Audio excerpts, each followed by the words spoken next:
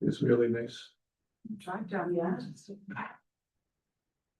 Do people walk their dogs back Yeah, but it's honestly not getting used enough yet. Yeah. Like, I don't think the secret's out yet. So, We're live. Yep, I mean, we heard we were.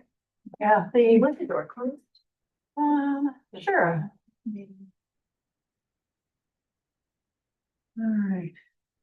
Sorry about that. It wanted a different password. Have it changed apparently. All right, we are live. All right, everybody, welcome to our December 2nd meeting for the Parks and Recreation Advisory Committee. We'll begin with our land acknowledgement. So I acknowledge with respect that we are in Robinson Huron Treaty Territory, that the land on which we are gathered is the traditional territory of the Anishinaabe. Oh my gosh. Anishinaabe, and known as Bawading. Bawading is the home of Guard River First Nation, Batchewana First Nation, the historic Sault Ste. Marie Métis Council. We had our minutes from October 7th. They are attached to our package. Did everybody get a chance to review?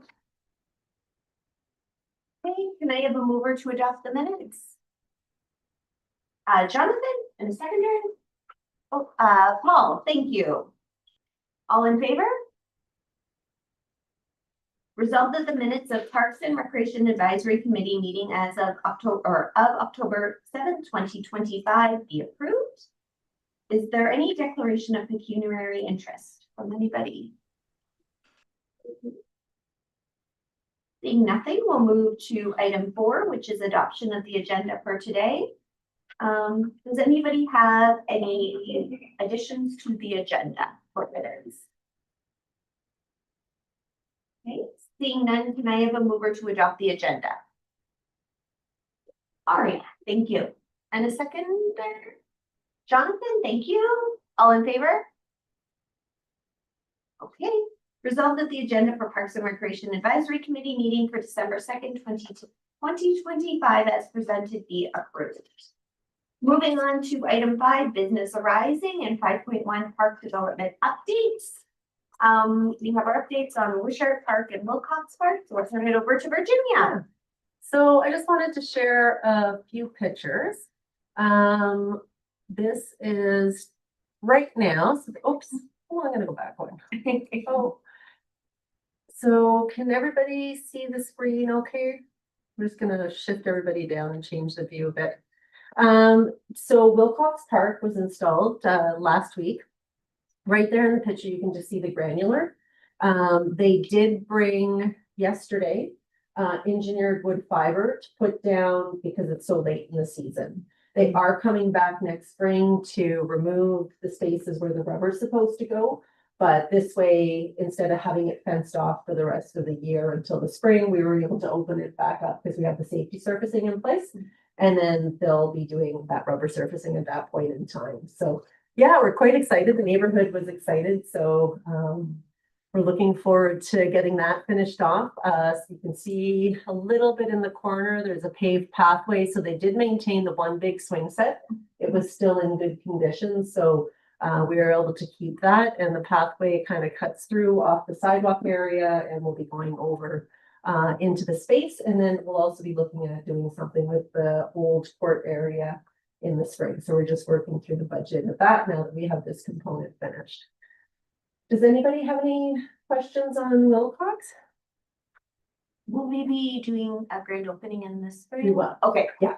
So once we get all those components done, it'll be similar to what we did last year at Parkland and Westwood. And I don't know, Tracy, there's a similarity. So the same types of components that we asked for at Parkland and Westwood are included in this playground space. So the configuration is slightly different. And you had a chance to go check out Parkland. I did, but my daughters and granddaughters, they said it was fun. Yeah, it's been getting a ton of use. So both Westwood and Wilcox, or sorry, Parkland, because they're adjacent to the schools, are really getting a lot of traffic through them. So it's been a great addition to the neighborhood. We're actually finding we had to put up some signage because it looks like at Westwood, there's a way to drive in and people are actually coming to the park from other areas now. So it was like, oh no, the neighborhood knows you can't drive through there. So we had to put up some signs to make sure people weren't driving on the pathway. But yeah, so that is, Wilcox. Wishart, I don't have the finalized site photos. They were also putting in Same situation, the engineered wood fibers going in. In the spring, they'll be installing some rubber surfacing in the spaces, but these are three of the components. They're still looking at some more components such as musical instruments potentially added into the site. But there's these natural log climbers that were done by Earthscape, so really trying to keep with the natural theme of the park that's there. So this is ones for a little bit older ages. We have another structure that has the climbing area. We have a double slide on ours. And there's like a little hammock swing that's adjacent to it, but the kids can climb up and go in, and there's a place to explore for the littler ones. And then if you can see, there's also this really kind of cool leaf climber that's at the space. So the same thing, pathways go in and around, and we'll be adding the additional amenities such as seating and that. One of the other components that they just installed was if you go to the top of the hill, they've created a bit of a lookout point.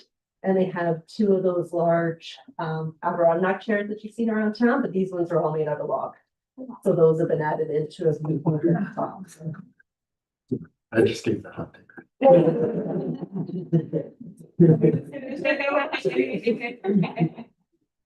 So yeah, so that is those are the two kind of main park updates for this year, so quite excited about them. Looks really good. Yeah, Yeah. it'll be a really nice addition to the neighborhood, so, and we're hoping we'll be doing hopefully a couple more next year, so. Yeah, it's nice to see that when the investment's made in it, you're really seeing people come out and use the spaces, so. You create it, they'll come. Yeah.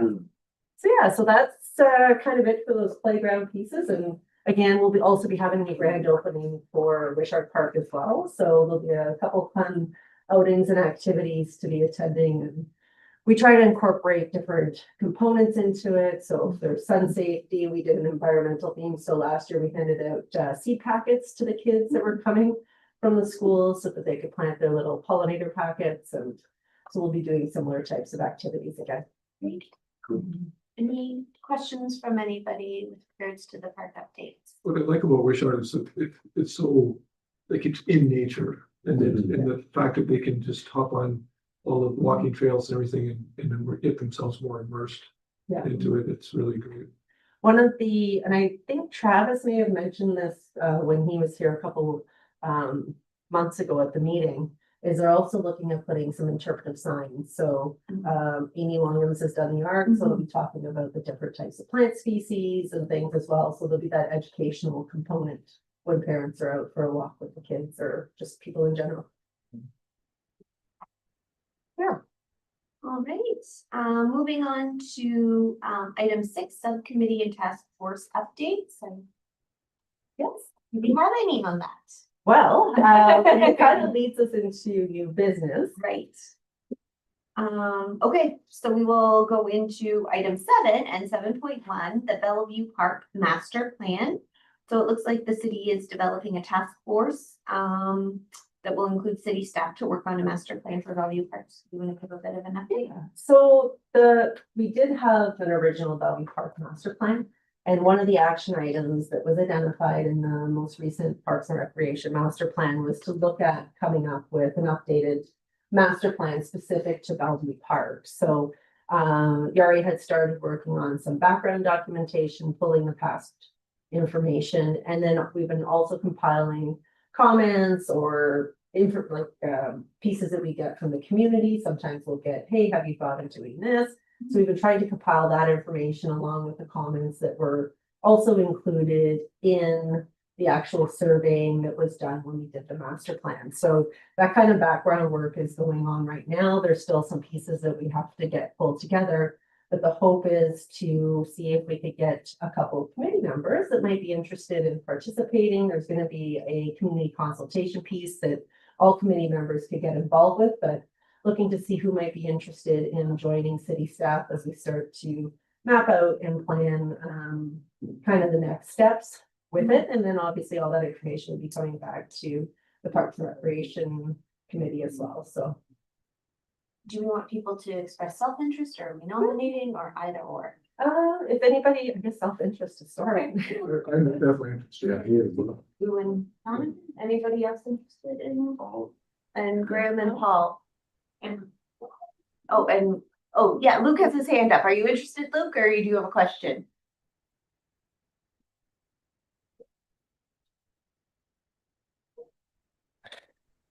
I just had a quick question for Virginia, if that's okay. Go ahead. Did I lose you guys? Nope, we can hear Um, you. Yeah, okay, Virginia, I was just wondering for the Bellevue Park Master Plan. I know there've been a couple council resolutions that are either Bellevue Park specific or kind of Bellevue Park adjacent over the last couple years. Thinking here of like there was the urban beach, the goose management, stuff like that. Will those kinds of things feed into the master plan as well? Yeah, so the urban beach would feed in, because I think there's, direct ties to looking at those different locations. The goose management, I think, is part of the broader, because it's not just Bellevue Park, it encompasses Clerk Park and all of those other areas. I believe Public Works is currently working on Yeah. that at this time, but could be components that are tying into it. So it's really looking at space planning and how we're gonna, what are those additions, what are the refreshes, and kind of that long-term planning for, if there are additions. We do have sections of the park and playground area that are going to need revitalization soon. And then, trying to make sure that we're doing it in an intentional way, as if we're adding new amenities in, and how we're looking at it long-term, as opposed to being a little bit reactive and addressing some of those things that are coming forward.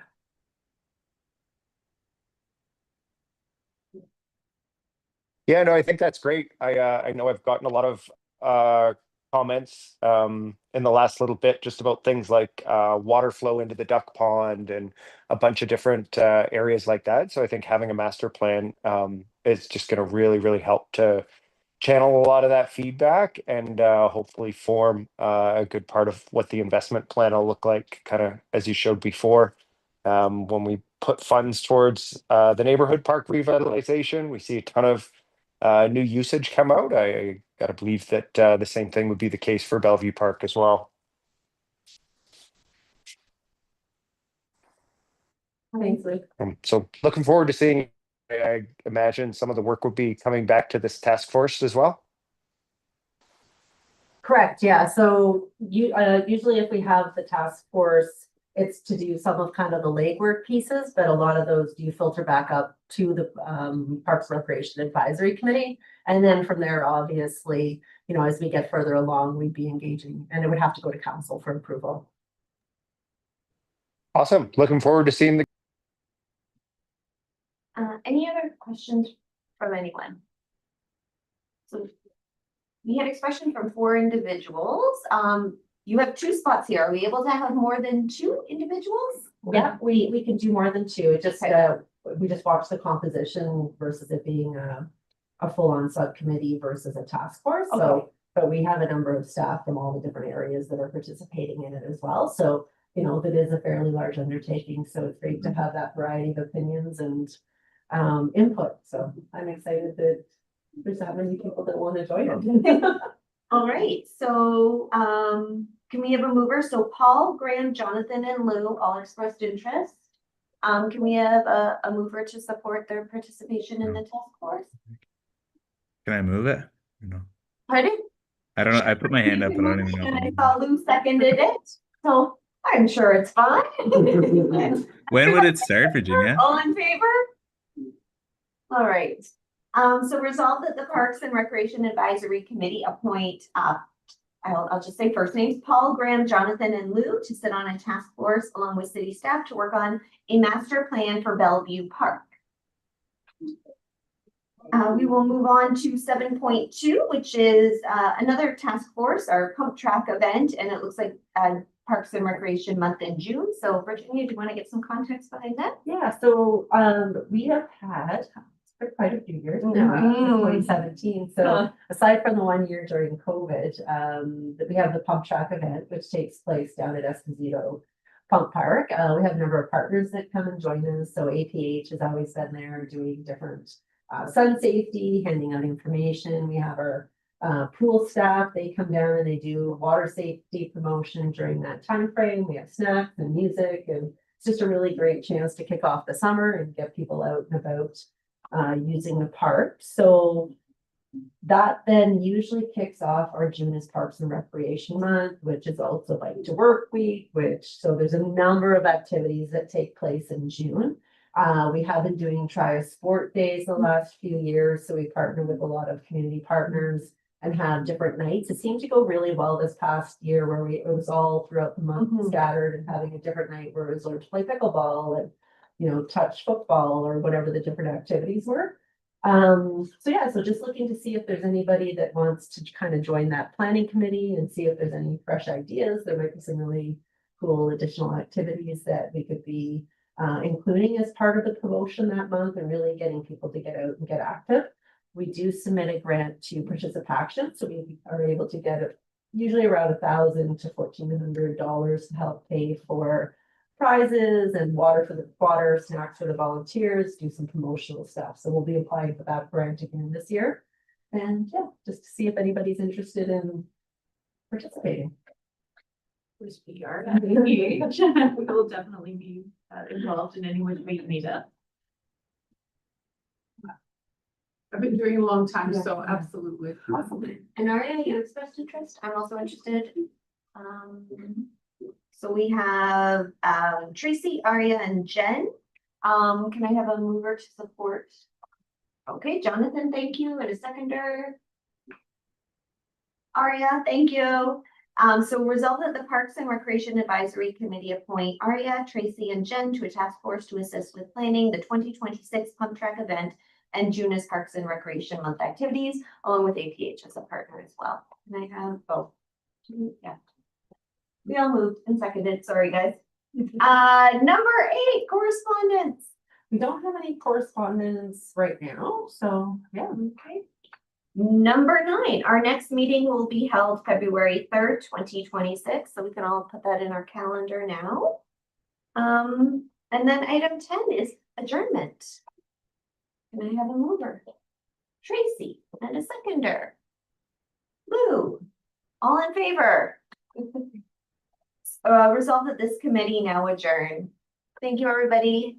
Thanks, everybody. Happy holidays. Have a good night, everyone. Take care. Bye. Thank you. Virginia Loverton, the